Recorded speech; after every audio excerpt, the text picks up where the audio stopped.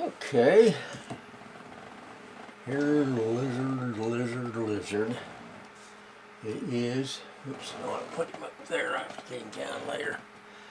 It is the last day of February, shortest month in the year, 28th. And been a little while since I've been on here, but I think you've seen, what's his name?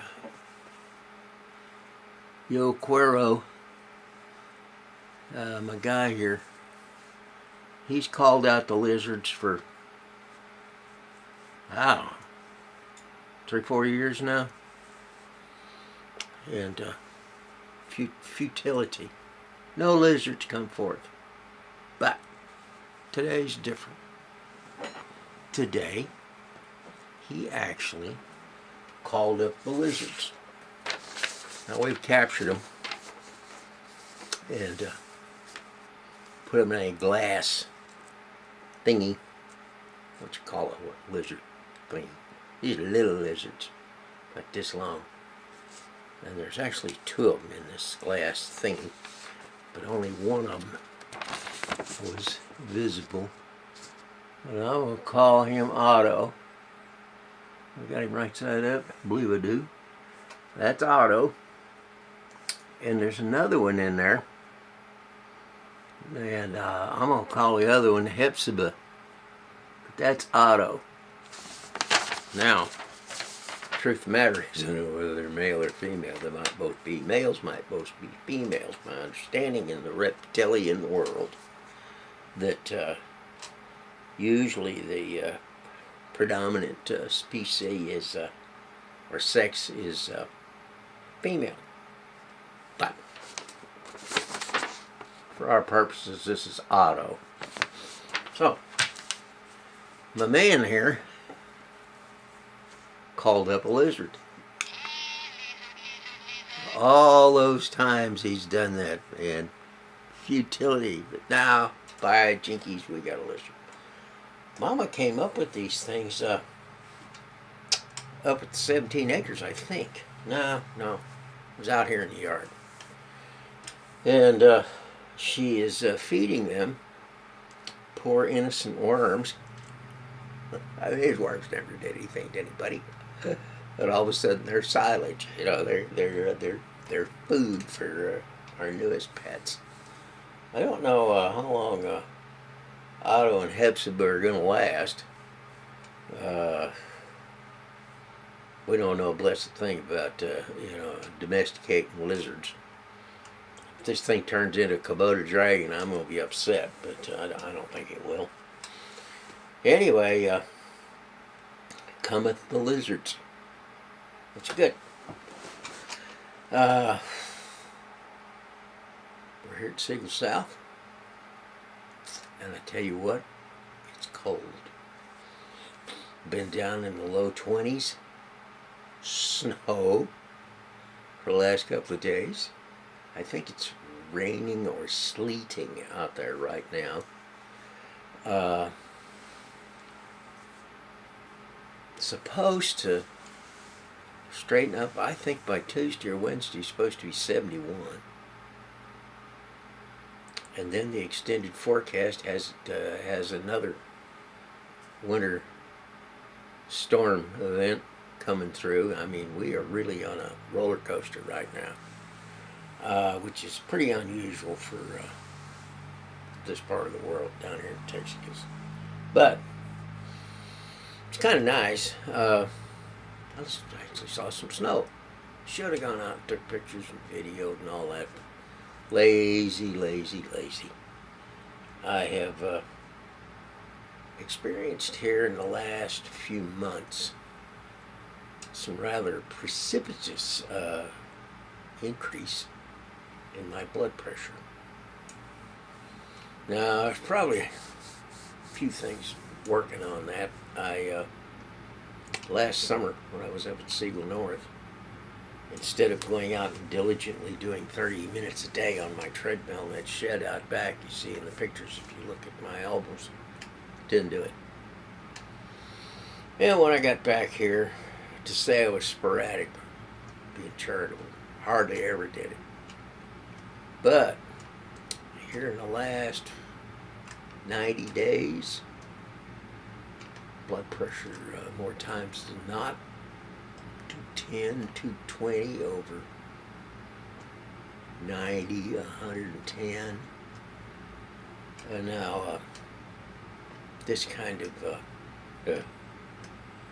put me in mind that I might spend my declining years slobbering in my drool, have a stroke or something. So they have, down at the clinic, they have issued me a new regime of blood pressure pills, and I have religiously over about the last 2.5, 3 weeks, I've been getting on that treadmill and doing 30 minutes a day at 2.5 to 2.6 miles an hour. Yesterday when I got off the machine down there, my blood pressure was 144 over 62. That's a dramatic decline. And I suspect my energy level will come back up. One of the reasons I haven't been doing these as often as I should is, of course, energy, my goodness, tired all the time. But it seems that I'm getting a grip on it. There's a whole lot of worse things that could happen than not walking on a treadmill, let me tell you. So, I'm going to be 76 here. About 60 days. Lord love a duck. That's mind-boggling. I told Tiana, if I live 4 more years, I'll be 80. Whew. But I'd most assuredly rather be 80, up and walking and talking and doing the things I like to do than, vegetating someplace. So I will stay on the treadmill, and I will take my, there's a thing that I have to take when I'm on dialysis called a binder. One of the things you experience on dialysis is your phosphorus levels. Phosphorus, potassium, one of them controls your heartbeat. And if you're not taking your binders, which is a hellacious tasting concoction, man, I'll tell you what, yuck. The stuff is awful. It does not become an acquired taste. Phosgel, it's called. Whew. If you want some really repugnant stuff, find somebody who's got some Phosgel, take a little sip of that. But it does control the phosphorus, potassium, one of the two, or both. And I have, amongst other things, going back to the treadmill and taking my blood pressure medicine and drinking that crap. And my labs are getting better. So, that's good. Now that I've told you all my woes and wants, I will tell you the thing that really got me to decide to come on here. And those of you that know me and have watched my tapes, you know that I am a left-wing, pinko, Democrat, whatever the circumstances. Pseudo-commie, no. But I will just, a very arbitrary issue comes up, I look and see where the Democrats are going on it, and that's my position. Now, that's not entirely true. I do have a mind of my own. If they're totally out of whack, I will, I'll go with the other side, the righties. But more times than not, when there's an issue out there between the two of them, the Democrats, their position will coincide with the way I feel about geopolitical things and whatnot. Anyway, amongst the other things I did as a good Democrat, I voted for Obama twice. And he's a smart guy. I think he's a constitutional law professor at Columbia. Hey, we're talking big frontal lobes. But over the years that he's been in, he has done some things that I'm not absolutely nuts about. The Affordable Care Act,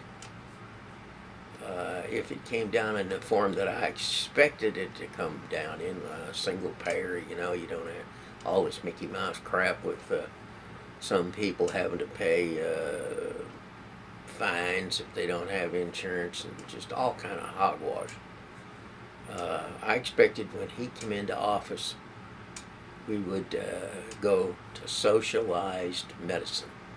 There would be a tax levied, and this tax would be applied to the medical care of the American people, and that would be that. It'd be like in Canada, you'd have a green card or whatever color that got.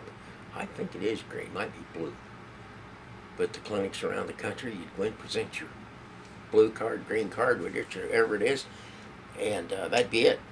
Your medical care would be free. It would be a right, not a privilege. And it's not that way. It's the biggest debacle in the history of man. Of course, the righties, the Republicans, they come after him with everything they could. I know that the pharmaceutical companies and the American Medical Association and all these people, they've poured hundreds of millions of dollars into campaigns to gut or change the Affordable Care Act to where it doesn't change much. It doesn't keep the insurance companies from raping the poor people, and there's just so many aspects of it that were not anything like I expected, or I'm sure like most of us lefties, what we expected. We expected free medical care. The government would pay for it. It would be a tax subsidized government service. Boy, there's a left wing, but that's what it should be. That is it. You should not go to your grave broke or die under a bridge in the rain because you don't have insurance. This should not be. Okay, well I don't know if you say he screwed that up, but it didn't come out like I thought it would, when he went in office. And there's other things that, have kind of soured me on him. But let me tell you, here in the last week, I heard, this is secondhand hearsay, and I got it from one of my right-wing talk show hosts. So I don't know if this is totally valid or not, but I got a feeling it is. And the word is, either by presidential decree, some manipulation of the legislative process, they're bringing down an order to stop the manufacture of ammunition for the M16 assault rifle type gun. Now I'm a lefty. I don't even really think anybody needs an M16. I mean, maybe a plastic copy hanging up on the wall, but not an operating. M16. I think they're supposed to be semi-automatic. It's not, instead of fully automatic, but I know that there are places here in the United States where guys are running around with M16s that are fully automatic. And I don't like that idea. But the Second Amendment does say that we have the right to bear arms, protect ourselves, essentially. Anyway, the word is that they're going to prohibit the manufacture of bullets, ammunition. for these weapons. And as lefty and as liberal as I am, I think this is a total crock. Should not be allowed. If you're gonna, it's one way or another, remove these weapons from the market, then legislate them against them and remove them. But as long as those things are legal, which they are, much to my chagrin, there should be no way there should be a prohibition on the manufacture of the ammunition. That is not right. I have a pistol. Of course, here in Texas, I can have a pistol. Oh, let's be correct. We have a pistol in the house. I won't tell you what it is, but it's a pistol, you know. Yeah, you get us just ticked off enough, we snap a cap in you with that thing. And that's the only thing it's for. There's no prohibition on the ammunition for that weapon. But, you know, hey, the weapon itself is specifically either for self-protection or to kill that other mother, or make them mad enough or upset enough that you break their shoulder or their clavicle with the thing, that they decide, well, I'll go pick on somebody else. Who's to say that they can't? This thing is strictly for homicide protection. We don't carry it around. We don't brandish it. Most folks don't even. 99 point zip people in the world don't even know we have it. But if they can stop the manufacture of the ammunition for an M16, then by jinkies, they can stop the manufacture of ammunition for our little pop gun. I have a shotgun. I got a 3.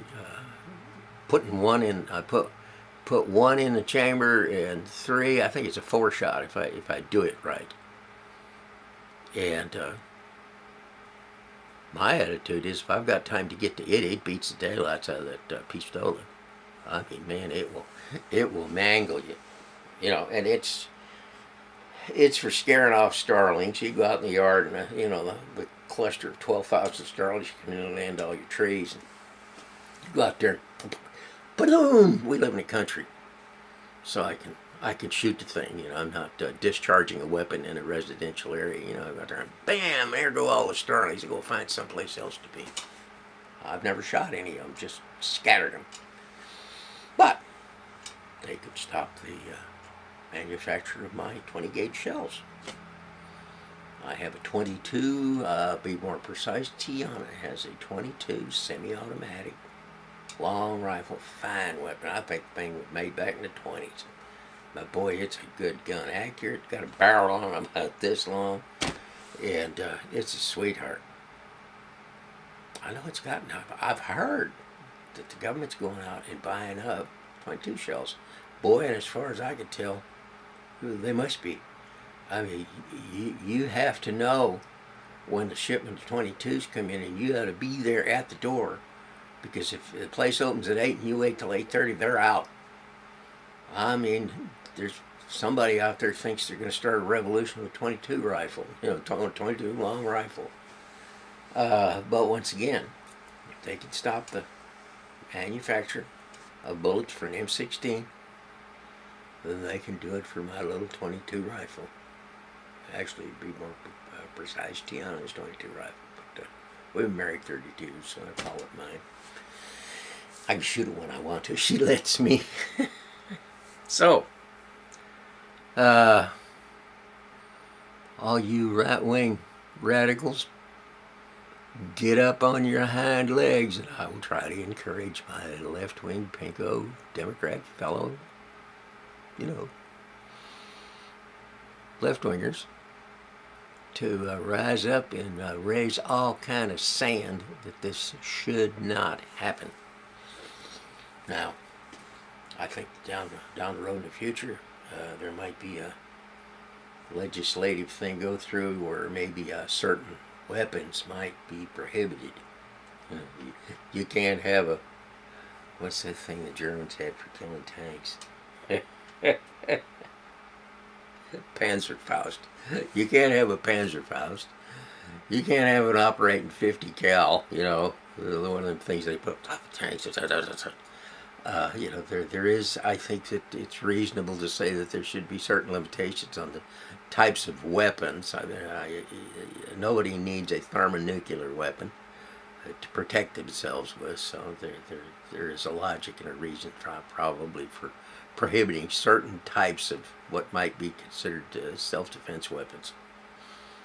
But as long as there's not, as long as the law is what it is, and the Constitution is what it is, they're way out of line. Mr. Obama, my president, you've way overstepped your bounds. I know that they're giving him what for about the immigration thing. He wants to allow these people to stay. I say this type of an argument is it's arguable. It's not the same. But this prohibition on what's that, 7.0 ammunition, 7.65, whatever the flip it is. That you're getting into old Mother Constitution there. You have to go through the legislature of the United States, and you have to go to the people of the United States and see what they want. You can't just summarily do it on your own because you think it's right. You might not think it's right.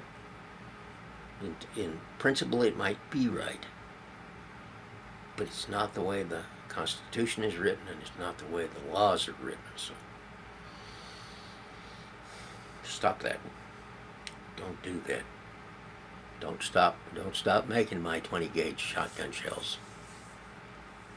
I might need one someday.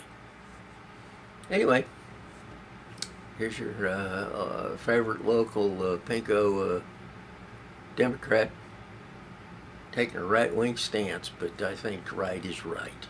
So I'm probably, let's see, I haven't been on for a couple of weeks, but feeling better, and I might just do that. I want to say hi to JT Anderson. He's my brother-in-law. He lives down in Corsicana, down here in Texas South, or Siegel South. And hadn't called me in a while. Johnson, Barty, got to call you. We're getting down to probably coming down there in June. March, April, May. Yeah, about 4 months plus a little. I have to call you and cover the grounds. Brian Terrell, Cooter. Top of the day. Hope all's well with you. I'm glad you passed your test. We've been ragging on Brian for years, quite literally, to go ahead and take his amateur radio test. And last Saturday, Brian went down and he passed the first test, which is good. Second one should be a piece of cake for him, but he is now a amateur. We have not gotten his call yet, which is going to be 7 days now. I haven't got it, but he's coming. He passed the test. Crystal, top of the day to you. I think you ought to petition him for a raise in pay. My sons, Kyle and Carl. Kyle, what you doing? Where you at? Come see me. Understand that neither one of your vehicles are really dependable enough that you feel comfy with coming down. But shoot, you let me know. I'll come get you. It ain't that big a deal. Anyway, love you both. Richard Heitzenritter, I sent you something today in the, I hope it goes to you in your email. I found it. It's pretty neat. Guy does something with a carrot. And don't go jumping to conclusions. You'll like it, I think. Ike, radio blew up. My ICOM Sim 61, the power supply is going to be gone. But I called a guy up in the state of Washington that's supposed to work on them. He says easy fix. Get this loop, plugs inside, it'll run on DC. I've got the loop, I got the radio, I got to take it over to Fred Goose Rider. He gonna fix it for me next week. I'll be back on the air. Richard Stennett, top of the day guy, haven't called. Thinking about when I get off of here and put everything ginning on the radio, doing it then. Daryl Mackey. I was looking, I saw your picture in my photo albums the other day. I wonder what you've been doing. Haven't heard from you 2 years, maybe 3. Send me a note. Tyler, top of the day guy. I heard you're working in Arlington.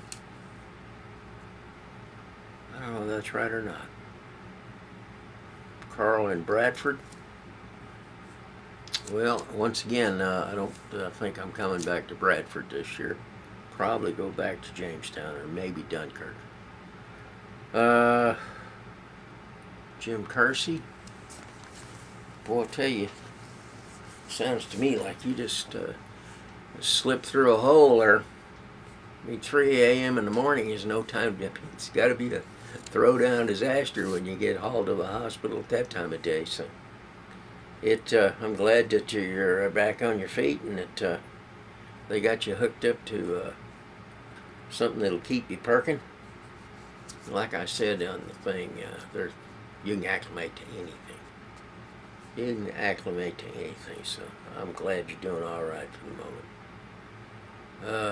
Okay, Ray Marshall, top today to you. Saw your endorsement on one of mine here the last couple of days. Hope all's well. And I found a new person. I hope she comes up and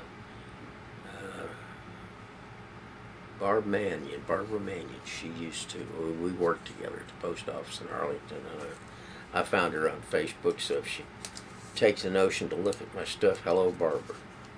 Anyway, here's Otto. Where'd he go? Got him upside down. There he is. Otto, yeah. My favorite lizard. Okay. And here is Otto's worst nightmare.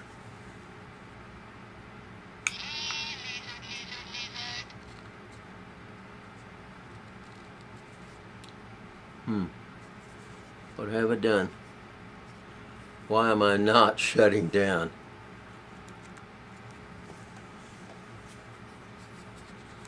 Well, isn't that interesting? Quit. Start and stop.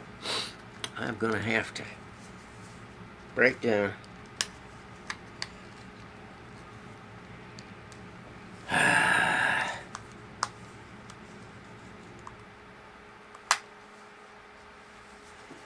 Son of a God.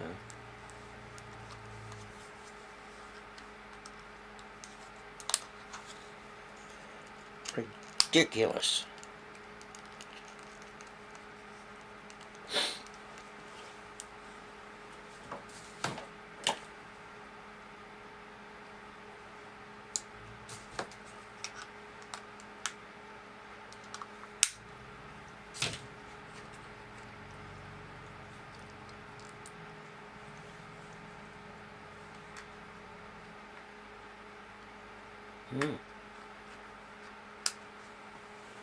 I think I broke it.